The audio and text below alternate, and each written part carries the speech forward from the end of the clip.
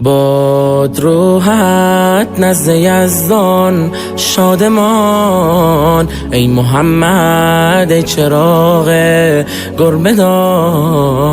هر کشیدی زین سرای بی وفا سوی آغوش خدای مهربان. ای معلم وارث راه رسول، همچو شمعی در کلاس و کاروان. ای بسا از پرتو دلسوزیت گشت روشن سینه های کودکان،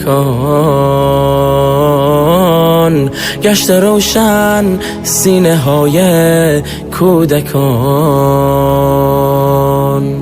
حکمت و تقدیر حقیر گونه بود،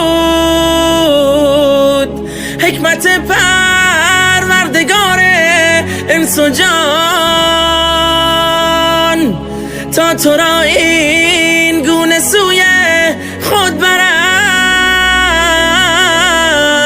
از ته دریا به اوج آسمان،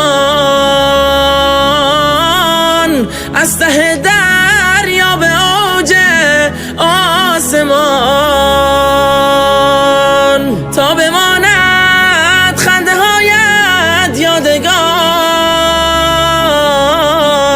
بر دل هر کودک و پیر و جوان،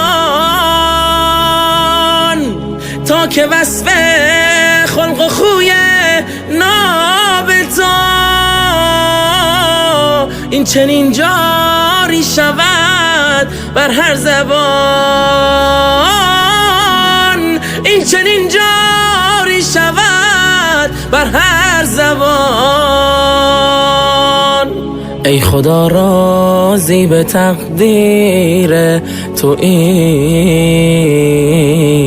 چون تو هستی مالک این جسم و جان. خالقی با این همه رحم و گذشت، کی روا دارد به ما ظلم و زیان، کی روا دارد به ما ظلم و زیان.